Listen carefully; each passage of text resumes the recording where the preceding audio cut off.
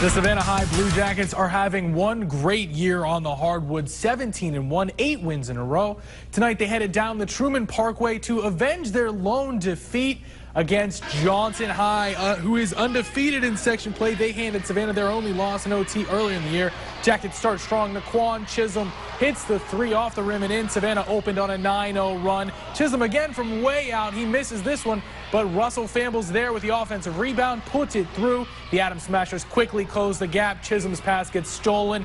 Abidjian Davis with a fancy two-pointer avoids the defender in the air for the two. Another Johnson fast break here. Greg Mortimer hits Tim Quarterman. The reverse layup quickly tied the score. The Blue Jackets try to match the pace. Jason Lawton lost one. Jermaine Williams with a nice alley-oop. Let's fast forward to the end of the first half. Davis handling as time runs out, goes up for three, nails it at the buzzer. Crowd was going nuts. That gave Johnson a 29-21 halftime lead. They went on to win 64-55. It's been a good week for Savannah State. 2 wins, a #2 national ranking among historically black colleges and universities. Now a chance to go over 500 on the season. Tigers hosting Howard in the first half. Preston Blackman will call his own number. Going to drive, find the hole in the zone, rise and fire for the 2. Tigers would do work from the inside too. Here we have Rashad Hassan backing down. Alfonso Leary dumps in the bucket. We'll give Howard some credit though. They played it close in the first half. Here's Samuel Frazier going to drive, penetrate, dish it out to the open Mike Phillips at the foul line for the jumper. Just too much Tiger offense, though. Even when Joshua Montgomery's attempt misses, there's Hassan with the putback for 2. Savannah State goes to 11-10 with the 71-50 beating of Howard. To the ladies in the early game, we're going to come in with about 4 minutes left, 3 minutes left. Tigers down 8 with about 3 minutes to go. This one kills their hopes. Cheyenne Curley Payne wide open for the 3. But if that wasn't bad enough, a foul away from the ball sends Howard to the line for the nearly never-seen 5-point play. That extends the lead to 13. Lady Tigers, they couldn't make their threes. They couldn't make their free throws. Even this nice drive and dish that sets up Jasmine Norman for the jumper from the foul line was just not enough. The Lady Tigers fall to 8-12 after the 64-51 loss. The Armstrong Atlantic ladies in their final non-conference game of the year against Allen. Let's get the Yellow Jacket highlight out of the way.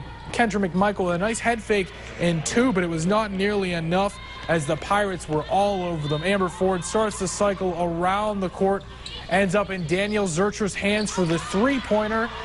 And here Ford's jumper off the mark. The Jackets get the board, but Morgan Mitchell steals the pass, takes the easy layup. Gals on the end of the bench got plenty of chances to impress Coach Schmidt today as the Lady Pirates roll 74-47. Heading west to Statesboro, Georgia Southern ladies playing College of Charleston in the first half. Brianna Scott catch and shoot, banks in the 2. Cougars respond. Deidre Raymer inside with the touch shot. She would make that one. Here comes Shayla Steed for the Eagles. Off the glass and in for the layup. Anna Claire Knight is next in line.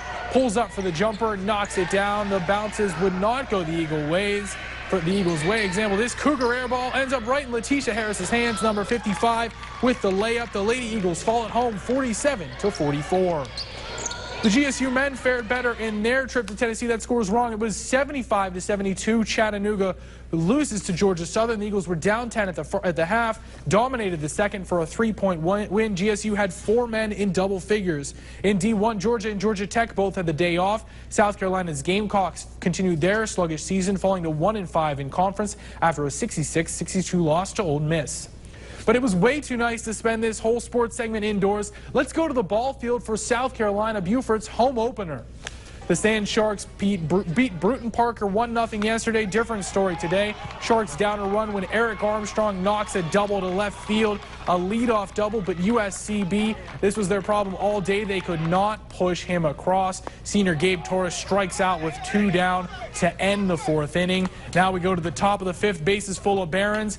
DeMonte Jones grounds into the double play, but alas, the run comes across for Bruton Parker, and Adam Miller could not escape after a walk. Gives up this single to Joseph Taylor, scores Ryan Drummond and Omar Artson for a 4-0 lead. Those runs made all the difference. Beaufort's late rally falls short. They lose 4-2.